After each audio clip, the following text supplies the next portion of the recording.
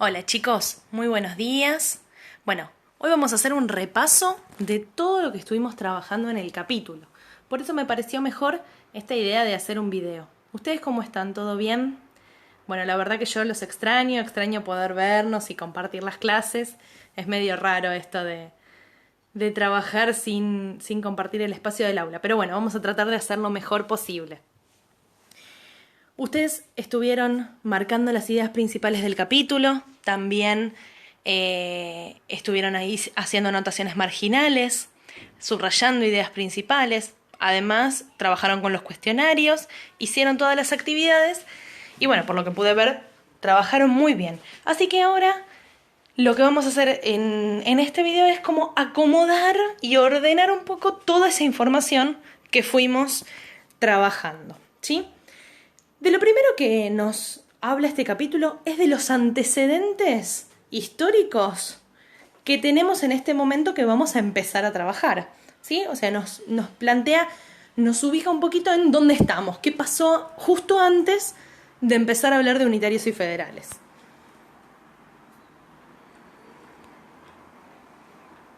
Bueno, el primer antecedente que tenemos es el Congreso de Tucumán de 1816. Todos nosotros recordamos ese congreso como la Declaración de la Independencia. Pero la realidad es que este congreso no era el único objetivo que tenía 3 objetivos. Por un lado, declarar la independencia. Por supuesto que ese era el objetivo principal, ¿sí? Pero también tenía otros 2 objetivos. Declarar la independencia, por supuesto que lo cumplió. Ese objetivo fue cumplido. Pero también había otros 2 objetivos. Uno, definir la forma de gobierno. Y acá no había acuerdo. No se ponían de acuerdo si tenía que ser una monarquía, si fuese una monarquía, quién tenía que ser el monarca. Había diferentes opciones. No hubo acuerdo y cuando este congreso termina, siguen sin un acuerdo. Y el otro objetivo que tenía era sancionar una constitución. No sé si ustedes recordarán, pero nuestra constitución argentina fue sancionada en 1853. Miren cuántos años que pasaron. En el Congreso de 1816 tampoco pudieron ponerse de acuerdo con cuáles tenían que ser las pautas para sancionar una constitución para todo el territorio.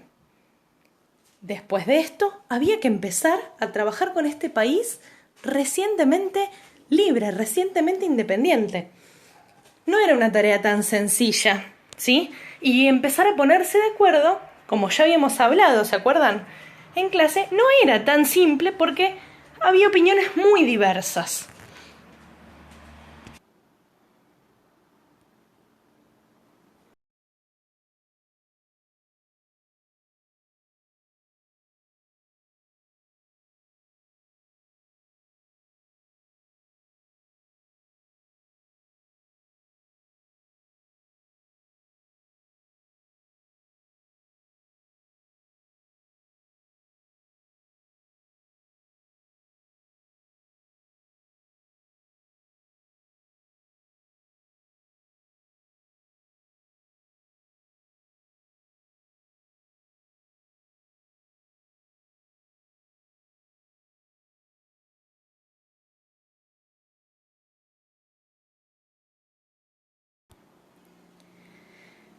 En 1819 se escribe una constitución, pero esta constitución es rechazada. ¿Por qué motivo? Porque era esencialmente unitaria, no tenía en cuenta los intereses de autonomía de las provincias. Todos estos conflictos terminan llevando a un enfrentamiento ya no con alguien de afuera, sino un enfrentamiento interno entre estas 2 posiciones que empiezan a surgir, que son los unitarios y los federales. Y en 1820 entonces tenemos la batalla de Cepeda que da comienzo a este periodo tan particular donde no hay un gobierno centralizado, no hay una unidad entre todo el país, sino que hay autonomías provinciales, ¿sí? Y vamos a ir viendo, y ustedes ya lo trabajaron, que, bueno, van fluctuando esas autonomías, van variando y además también hay acuerdos entre algunas provincias. Vamos entonces ahora a pensar un poco y a fijarnos cuál es la situación política del momento, ¿sí? ¿Cuáles son los dos grupos presentes? Tenemos federales y tenemos unitarios.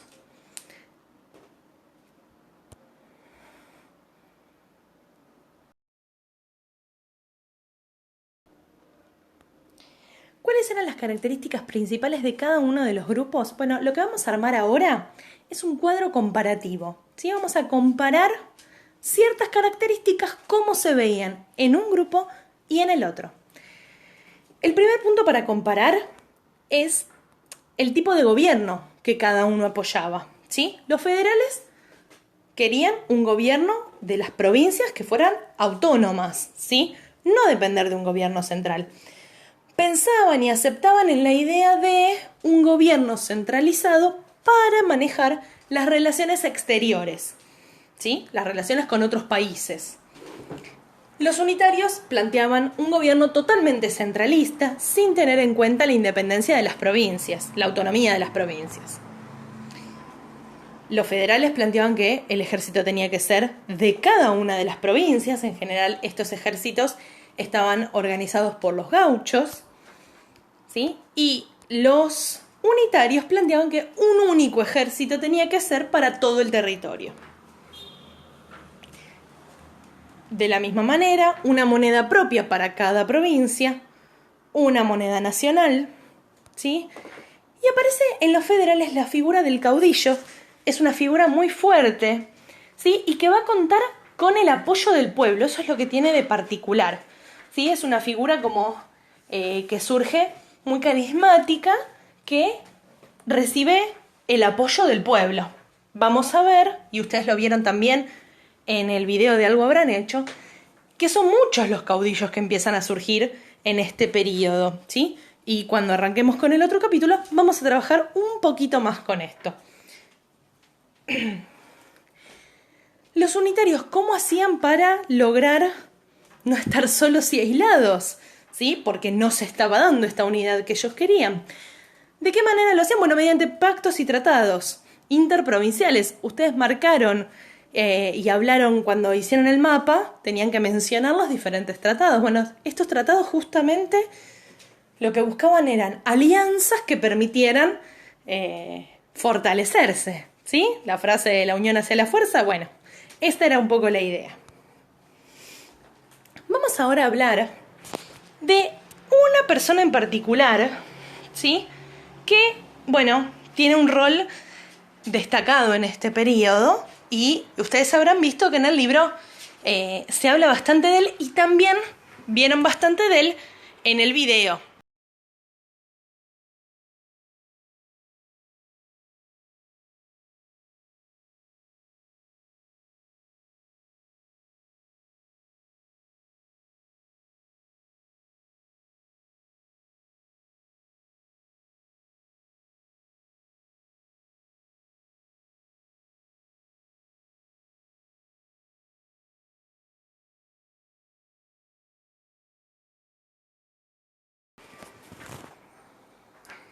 Bernardino Rivadavia comenzó como ministro de gobierno del gobierno de Martín Rodríguez, que era gobernador de Buenos Aires. Atención a esto, era gobernador de Buenos Aires, no estaba todavía el cargo de presidente.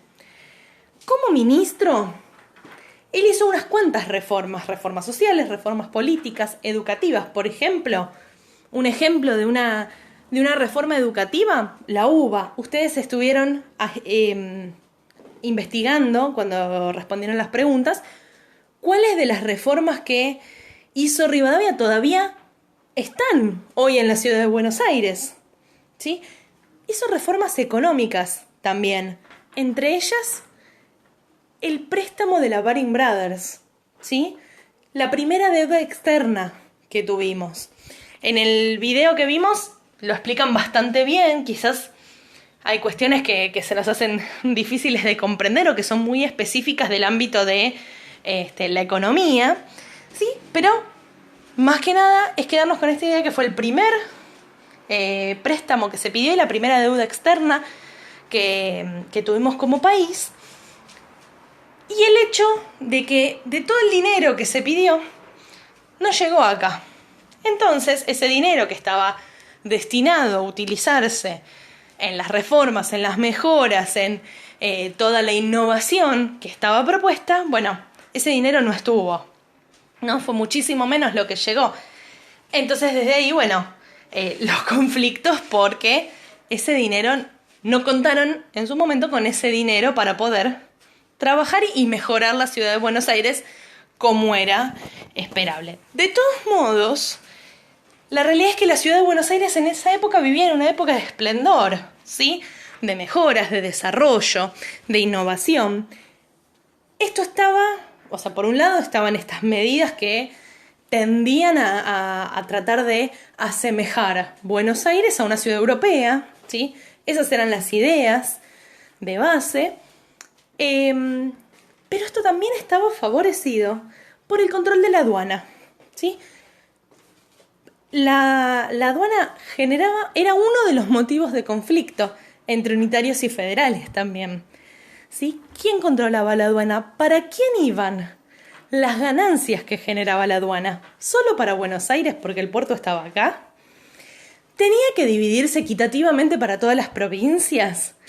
¿Tenía que repartirse pero de forma desigual? Bueno, este conflicto con la aduana va a seguir por mucho, mucho tiempo, ¿sí? Pero en ese entonces a Buenos Aires la favorecía, ¿sí? El que tuviera el control total de la aduana.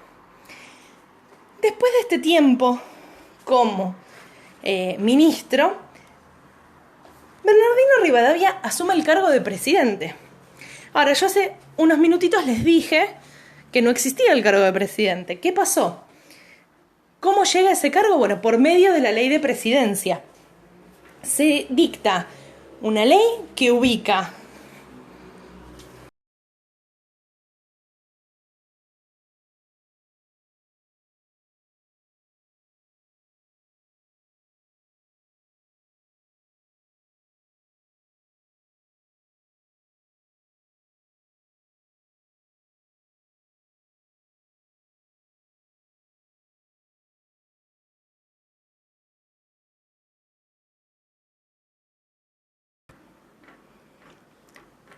a Bernardino Rivadavia como presidente, ¿sí? Esta ley que pone un representante máximo del país. ¿Con qué finalidad? Hacerse cargo de la guerra con el Brasil que se desarrolla por la banda oriental. ¿Sí? La banda oriental, Uruguay, el territorio actual de Uruguay, ¿sí? Que era parte del Virreinato del Río de la Plata en su momento. Y bueno, Brasil lo invade, se genera una guerra. Necesitamos, de algún modo, un representante único para manejar esas relaciones exteriores. ¿Se acuerdan que cuando hablamos de la forma de gobierno que querían los federales, yo les comenté que aceptaban esta idea de, bueno, un único representante que se encargue de las relaciones con el exterior? La realidad es que, bueno, se dio esta ley de presidencia, pero trajo aparejadas otras cuestiones. Como por ejemplo, que Bernardino Rivadavia dictó la ley de capitalización de la ciudad de Buenos Aires. ¿Esto qué quiere decir? Que la ciudad de Buenos Aires, a partir de ese momento, pasa a ser la capital del territorio, ¿sí? Esto obviamente beneficiaba a Buenos Aires, como se podrán imaginar.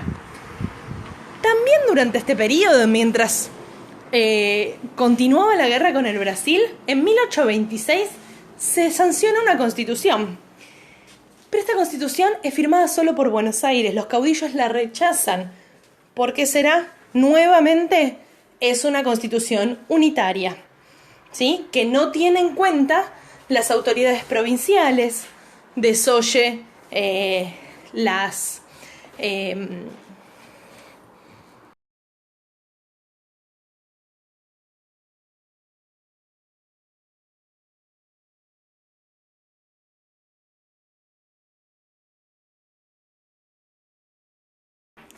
realidades de cada provincia Y por sobre todo, entre otras cosas, lo que permite es que el presidente tenga la autoridad para intervenir los gobiernos provinciales, ¿sí? O elegir los gobernadores de cada provincia.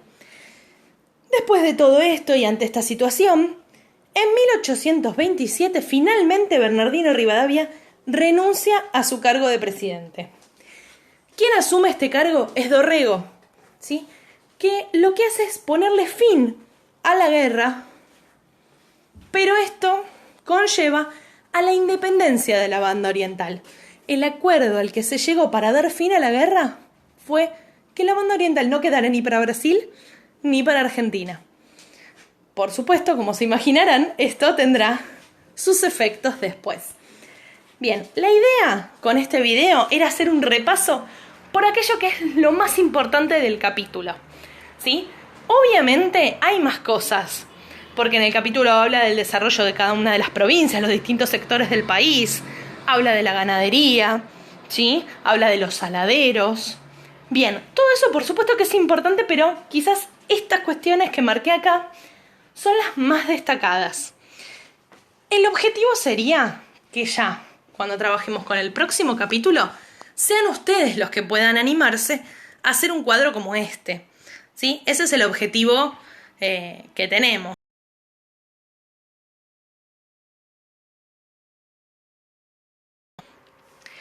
Está bueno también pensar en estas diferentes maneras de organizar la información. No siempre nos sirven las mismas cosas. A veces nos sirve un cuadro comparativo, ¿sí? Porque hay lineamientos generales que podemos poner justamente en comparación. Pero a veces no nos sirve, ¿sí? Con Rivadavia no hubiésemos podido hacer un cuadro comparativo. Con unitarios y federales nos venía bárbaro el recurso del cuadro comparativo. Entonces tenemos que ir viendo cuáles son las formas que más nos sirven para estudiar según cada tema, ¿sí? ¿Cuál es la que más me sirve a mí? ¿Cuál es la que más le sirve al otro? No todos tenemos por qué estudiar de la misma manera, ¿sí? Entonces de a poquito vamos a ir intentando ver cuál es la forma de estudiar que más nos sirve a cada uno. ¿Estamos?